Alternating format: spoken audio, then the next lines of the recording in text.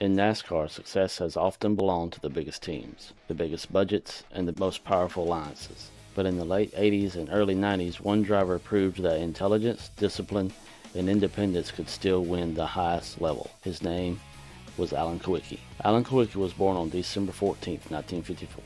In Greenfield, Wisconsin. Unlike many drivers of his era, he did not grow up around professional racing teams. What set Kulwicki apart early was his mind. He earned a degree in mechanical engineering from University of Wisconsin-Milwaukee. At a time when most drivers relied on instinct, Kulwicki relied on calculations, measurements, and mechanical understanding. He believed that knowledge of the race car could be just as important as talent behind the wheel. When Alan Kulwicki entered the NASCAR Winston Cup Series in the mid-80s, he chose a path far dared to take. He started his own team, serving as both driver and owner. With limited funding and a small crew, Kulwicki worked directly on his cars, often staying long after others had left to the garage. In 1986, competing against well-funded teams, he earned NASCAR Winston Cup Rookie of the Year honors, an early sign that his approach worked. In the garage, Kulwicki earned a reputation precise, demanding, and deeply involved in every detail of his operation. On November 6,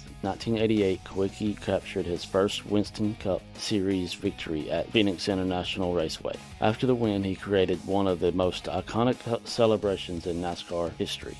Instead of a burnout, Kulwicki drove his car around the track in reverse so he could face his fans. As NASCAR entered the 1990s, multi-car organizations dominated the sport. Teams like Hendrick Motorsports and Junior Johnson Racing had resources Kulwicki simply did not. Still, he remained independent. Kulwicki focused on efficiency, fuel management, and race strategy.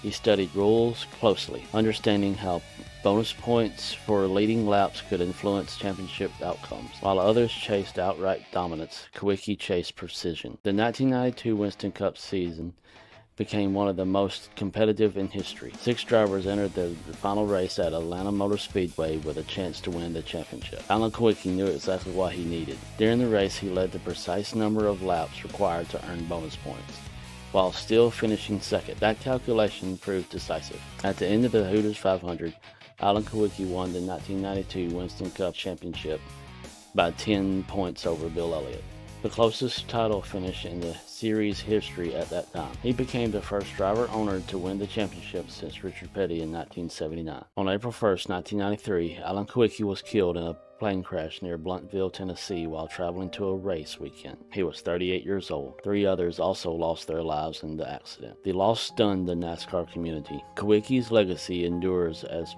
one of the greatest independent success stories in motorsports history. He was later named one of NASCAR's 50 greatest drivers and inducted into the NASCAR Hall of Fame. Alan Kulwicki proved that preparation could challenge power and intelligence could overcome money. In a sport built on speed, he won with precision. The Polish Prince didn't just race, he engineered a miracle. Here he comes, and let's listen.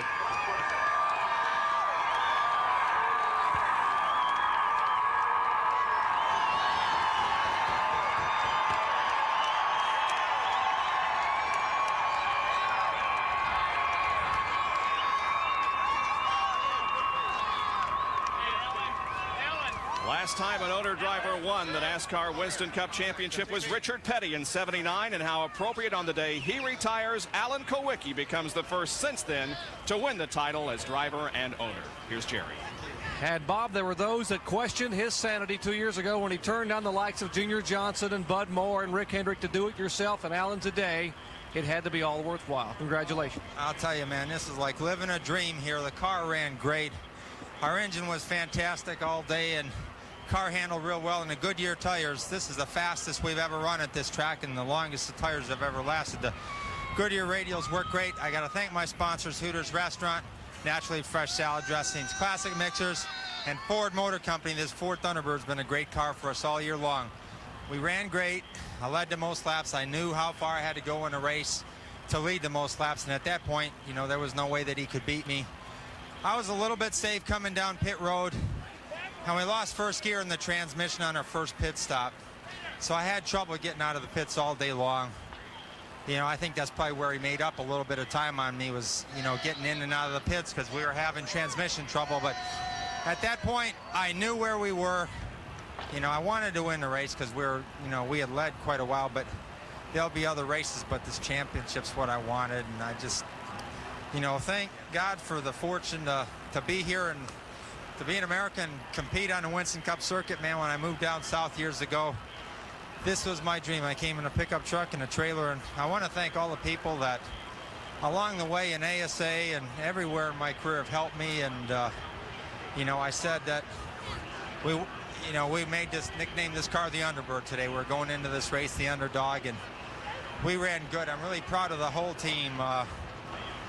Paul Andrews, Danny Glad, Ron Vaccaro, Randy Clary, the guys in the engine shop did great. There's more Gary Preziosi and Shane Parsnow, Tony Gibson, Pete Jackson, Jeff Bice, Tom Mount, on it. If I forgot anybody, I'm sorry, but it was a team effort. We got a great team, and I'm really proud of them. I couldn't have done it without them. It's, I said, this is a long answer to one question. Cut me off whenever you're ready. That's fine, Alan. I know you're going to catch your breath. Let us just congratulate you again on becoming the 1992 Winston Cup champion. Congratulations. Thank you. I mean, this is just a storybook ending, having Hooters sponsor the race, and my dad's here, and just really wonderful. Alan Kulwicki, how appropriate here in his 7th year of driving in Winston Cup that he would drive car number 7 to the Winston Cup Championship. The last one to win as a car owner and a driver, who else but King Richard Petty.